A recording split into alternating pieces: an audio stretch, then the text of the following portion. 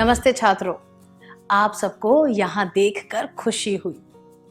क्या आज के सत्र की शुरुआत एक क्रियाकलाप से करें? स्क्रीन पर कुछ चित्र दिखाए जाएंगे, उन्हें ध्यान से देखिए।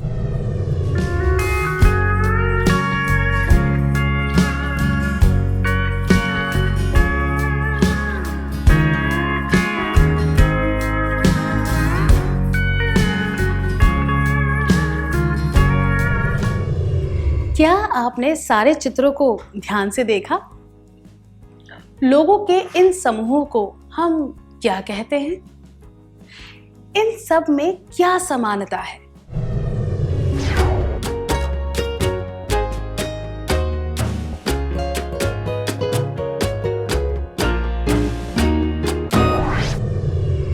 धन्यवाद।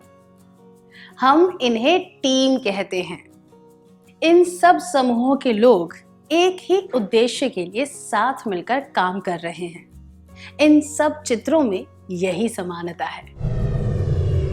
उदाहरण के लिए, फुटबॉल की टीम के सारे खिलाड़ी खेल में जीतने के लिए काम कर रहे हैं। प्रश्नोत्तरी के टीम के सदस्य प्रश्नोत्तरी में जीतने के लिए काम कर रहे हैं। खिलाड़ियों की टीम एक संतुलित पिरामिड बनाने के लिए काम कर रही है ताकि वह दर्शकों का मनोरंजन कर सके। इस तरह ये सारे समूह एक टीम की तरह अपने अपने उद्देश्य पूरे करने के लिए काम कर रहे हैं। अब आपको स्क्रीन पर कुछ और चित्र दिखाए जाएंगे। आपको पहचानना है कि उनमें क्या समानता है।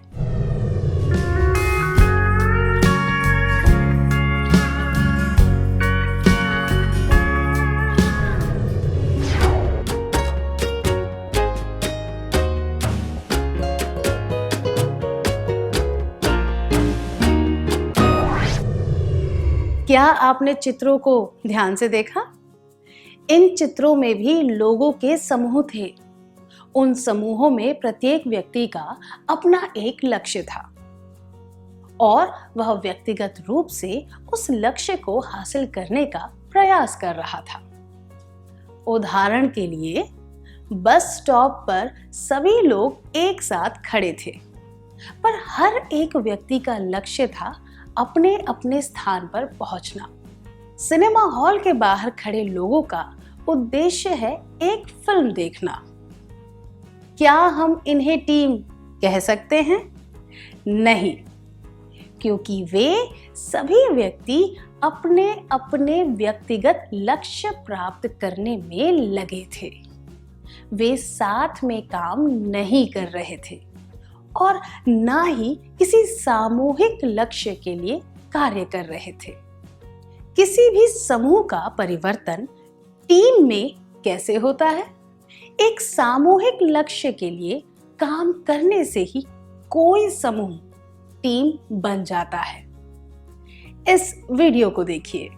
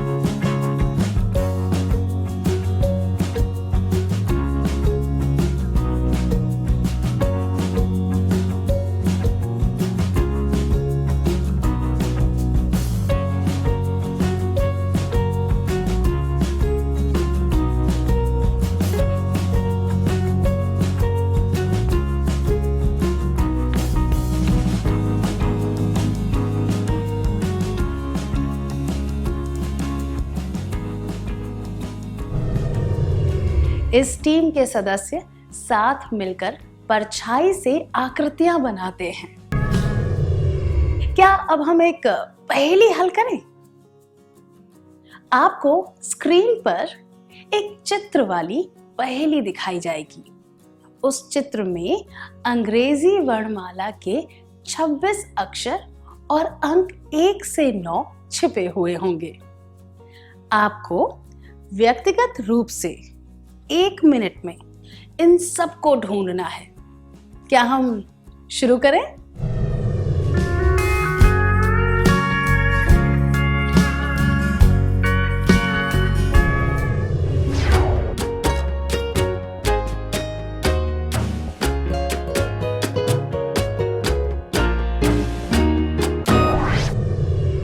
बहुत अच्छा प्रयास था, धन्यवाद।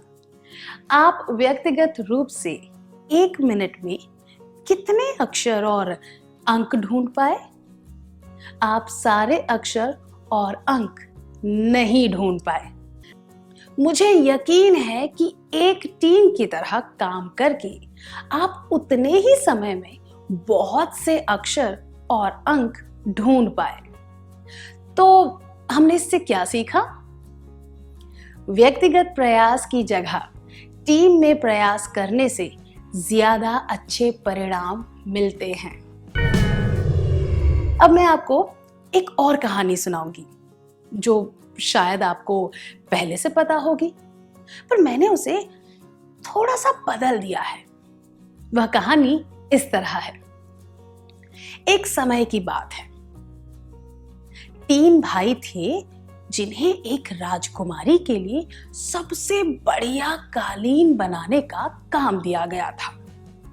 उन सब में एक विशेष योग्यता थी जिसकी वजह से वे बेहतरीन कालीन बना पाते थे।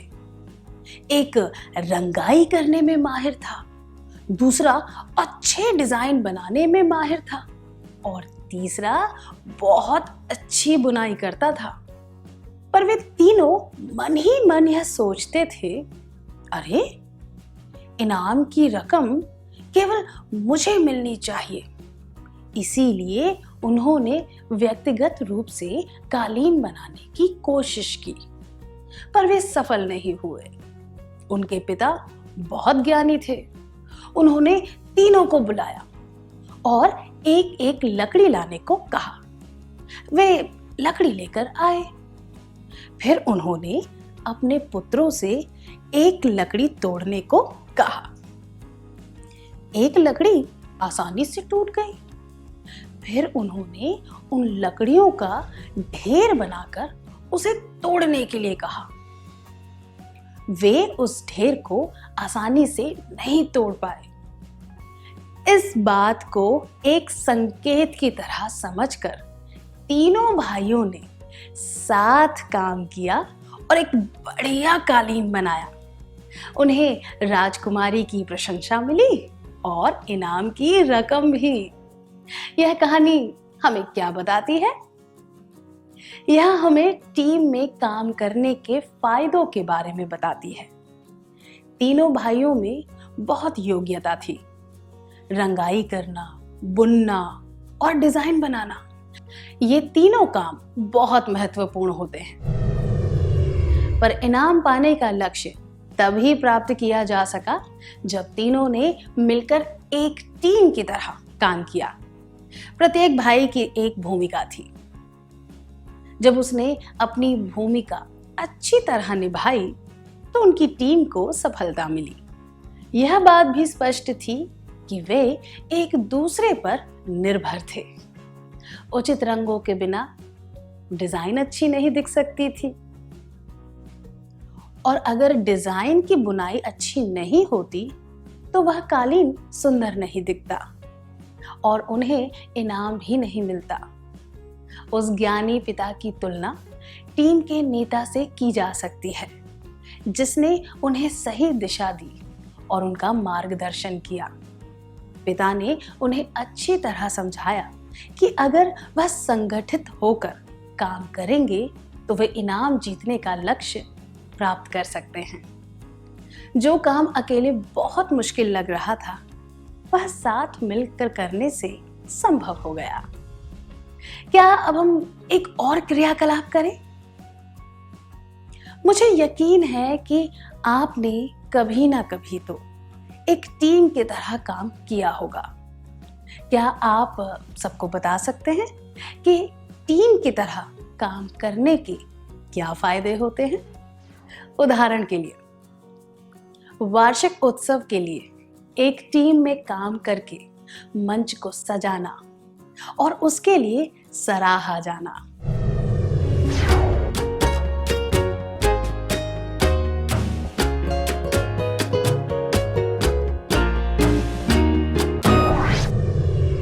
अपने अनुभव के बारे में बताने के लिए धन्यवाद। जब टीम के सदस्य साथ मिलकर व्यवस्थित तरीके से काम करते हैं तो लक्ष्य पूरा करने में आसानी होती है। अब तक हमने देखा कि टीम में काम करने का क्या अर्थ होता है। अब हम देखेंगे कि टीम के कार्य को असरदार बनाने के लिए कौन सी बातें आवश्यक होती हैं। इसके लिए हम एक क्रियाकलाप करेंगे। उन आवश्यक बातों को शब्दों के रूप में स्क्रीन पर दिखाया जाएगा, पर उन शब्दों के अक्षरों के क्रम उल्टे पुल्टे होंगे। आपको सही क्रम में अक्षरों को लगाकर वे शब्द पहचानने हैं।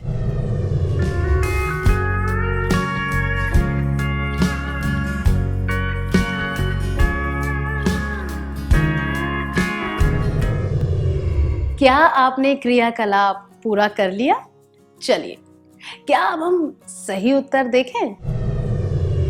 टीम के कार्य को असरदार बनाने के लिए हमें कार्य की योजना अच्छी तरह बनानी चाहिए। सभी सदस्यों को एक दूसरे की सहायता करनी चाहिए। हमें अपनी जिम्मेदारियों को बांटना चाहिए। प्रत्येक सदस्य का एक लक्ष्य और स्पष्ट भूमिका होनी चाहिए। टीम के सदस्यों के बीच अच्छा तालमेल होना चाहिए। टीम के कार्य को असरदार बनाने के लिए ये बातें जरूरी हैं। योजना, सहायता, जिम्मेदारी बांटना, लक्ष्य और स्पष्ट भूमिका, तालमेल। जब ये सारी बातें मौजूद होती हैं तो टीम के कार्य असरदार होने से कोई नहीं रोक सकता। क्या अब हम आज के सत्र में सीखी हुई बातों का सार संक्षेप कर लें?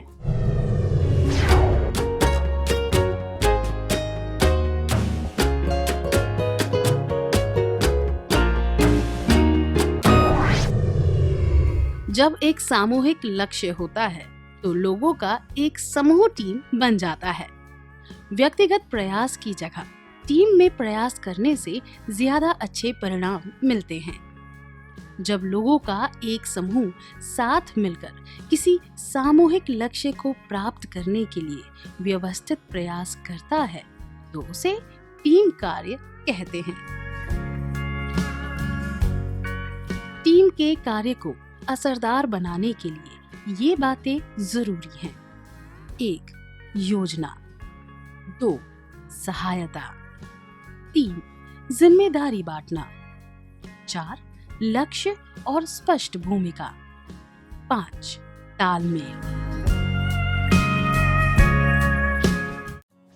अच्छी तरह सार संक्षेप करने के लिए धन्यवाद।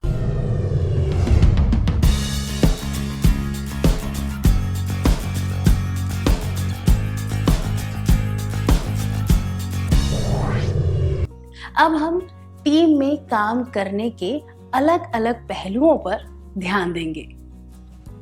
चलिए, अब हम 7 लोगों के समूह बनाते हैं। इसके लिए आपको अपने कद के बढ़ते हुए क्रम में एक पंक्ति बनाकर खड़े होना है।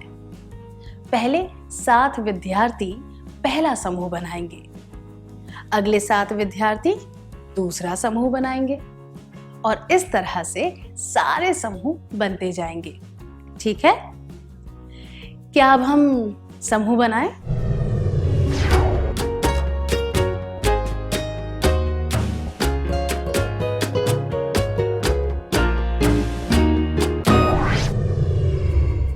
धन्यवाद।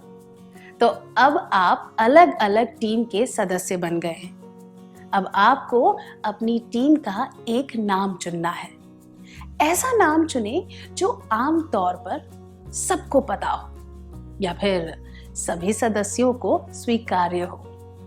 उस नाम को चुनने का एक उचित कारण भी होना चाहिए। उदाहरण के लिए, जिस टीम में सबको मोटरसाइकिल चलाना आता हो, वे अपनी टीम का नाम मोटरसाइकिल चालक रख सकते हैं। अगर एक टीम में सबको बारिश में भीगना पसंद है, तो वे अपनी टीम का नाम बारिश के दीवाने रख सकते हैं। क्या आप समझ गए? क्या अब आप अपनी अपनी टीम का एक नाम चुनेंगे?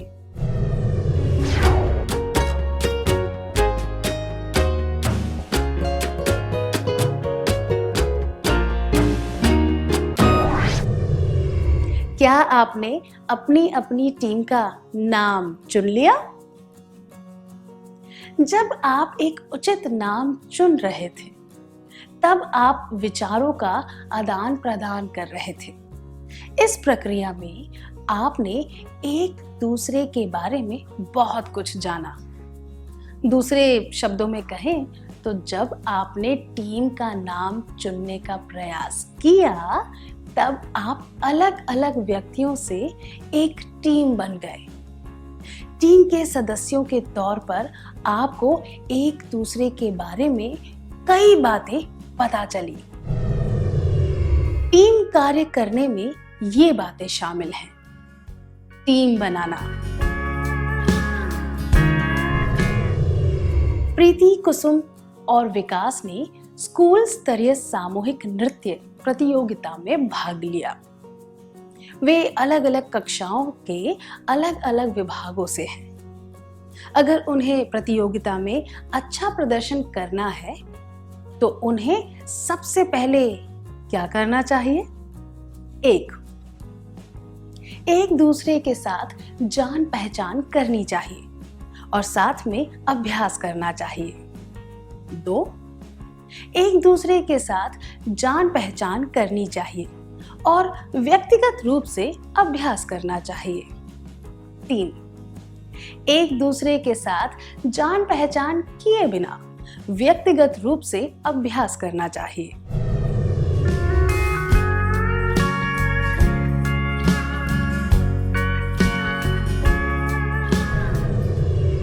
अगर वे एक दूसरे को जाने बिना और साथ अभ्यास किए बिना नृत्य करेंगे, तो वे एक टीम की तरह काम नहीं कर सकते। क्या अब हम एक क्रियाकलाप करेंगे? आपको स्क्रीन पर कुछ वाक्यांश दिखाए जाएंगे, जिसमें अलग अलग दृश्यों का वर्णन किया गया है। आपको ये दृश्य सबके सामने दिखाने हैं। इन्हें दर्शाने के लिए आप किसी भी वस्तु का प्रयोग नहीं कर सकते। आपको केवल चेहरे के हाव भाव और शरीर की मुद्राओं द्वारा यह दिखाना है। टीम से एक व्यक्ति आगे आकर यह समझाएगा कि आपकी टीम ने वह विषय क्यों चुना। क्या आप तैयार हैं? पिंजरे से एक तोता उड़ रहा है। नदी झील में नौका विहार। एक विद्यार्थी हैंडपंप से पानी निकाल रहा है। दुकान में काम करने वाला एक सहायक। पेड़ की डाल से एक मां झूला लटका रही है। एक बूढ़ा आदमी बैलगाड़ी चला रहा है। एक किसान खेत में काम कर रहा है। एक लड़की पेड़ से आम तोड़ रही है।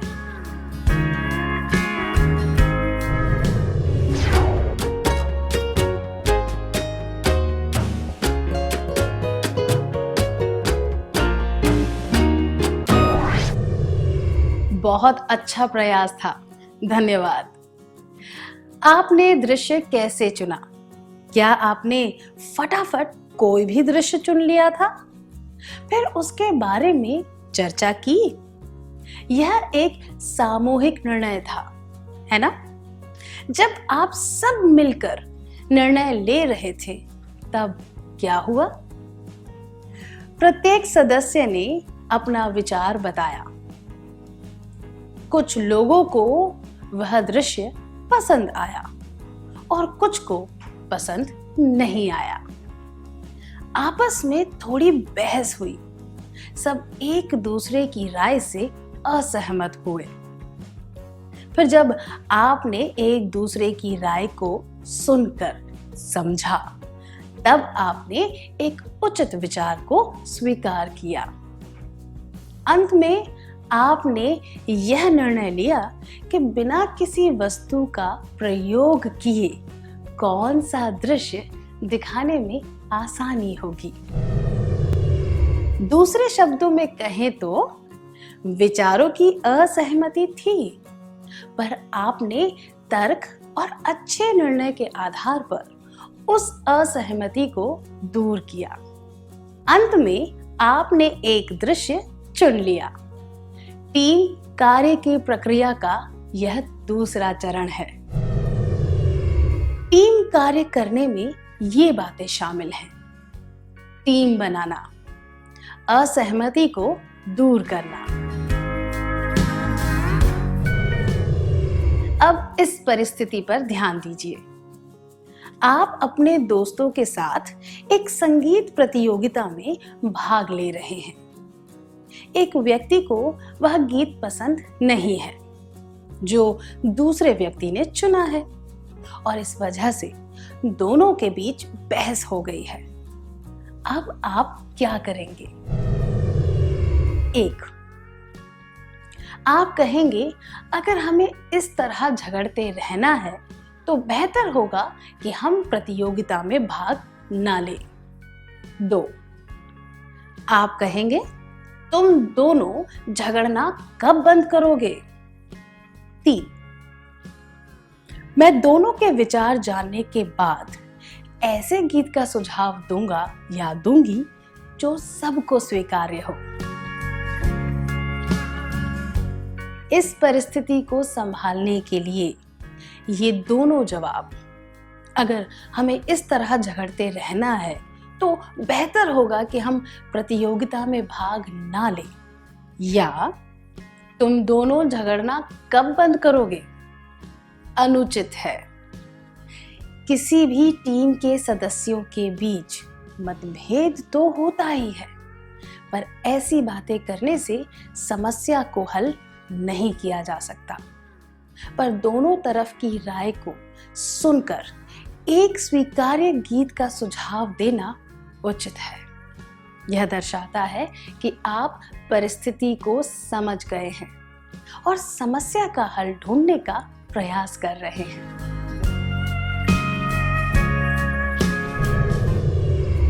अब आपको अपने अपने दृश्यों को सबके सामने दर्शाना है। अगर आप किसी वस्तु का प्रयोग करना चाहते हैं तो किसी एक व्यक्ति को वह वस्तु बनना पड़ेगा। उदाहरण के लिए, एक व्यक्ति सीधे खड़े होकर अपने हाथों को फैलाकर एक पेड़ बन सकता है, ठीक है? पर पहले आपको यह तय करना होगा कि कौन सा व्यक्ति कौन सी भूमिका निभाएगा, कौन सी भूमिका किसके लिए सबसे उचित रहेगी, इत्यादि। फिर कक्षा के सामने दिखाने से पहले आपको उसका अभ्यास करना होगा। क्या हम शुरू करें?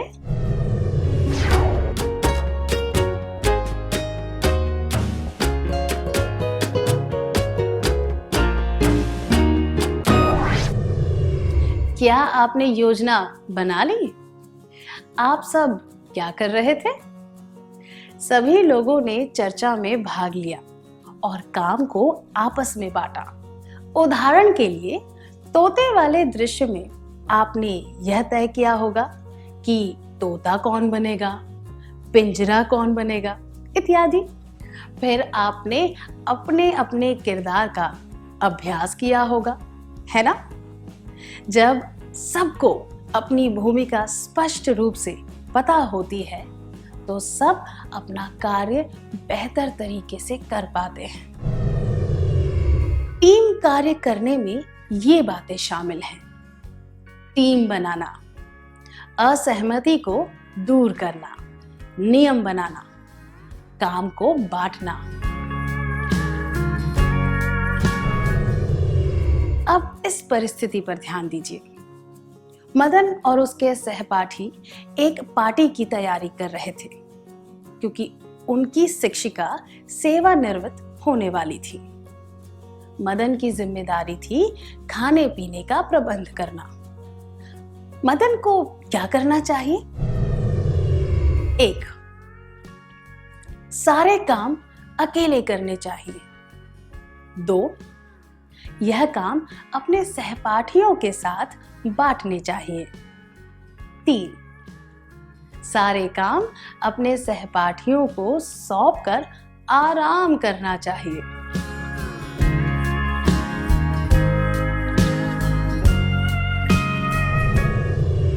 टीम में अच्छी तरह काम करने का यह अर्थ नहीं है कि आप सारे काम खुद करें या फिर सारे काम दूसरों को सौंप दें। टीम में अच्छी तरह काम करने के लिए जिम्मेदारियों को बांटकर उनके अनुसार काम करना चाहिए। मुझे यकीन है सभी टीमों ने योजना बनाकर अपने अपने दृश्य का अभ्यास कर लिया। क्या अब आप एक एक करके अपने दृश्य सबको दिखा सकते हैं? कौन सी टीम सबसे पहले आएगी?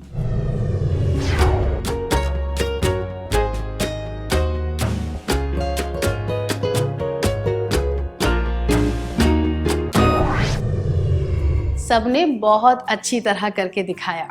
धन्यवाद। अच्छे टीम कार्य के लिए यही सब चाहिए: टीम बनाना, असहमति को दूर करना, जिम्मेदारियों को बांटना और अंत में काम को पूरा करना, और उसे सफलता मिलती है। इस तरह किसी भी टीम में अलग अलग खूबियों और गुणों वाले लोग होते हैं।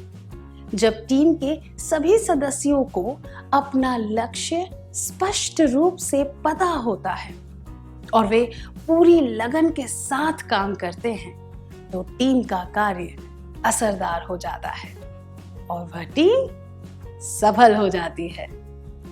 क्या हम अब एक सीखी हुई बातों का सार संक्षेप कर लें? टीम कार्य करने में ये बातें शामिल हैं: टीम बनाना, असहमति को दूर करना, नियम बनाना, काम को बांटना, काम को पूरा करना। इतनी अच्छी तरह सार संक्षेप करने के लिए धन्यवाद।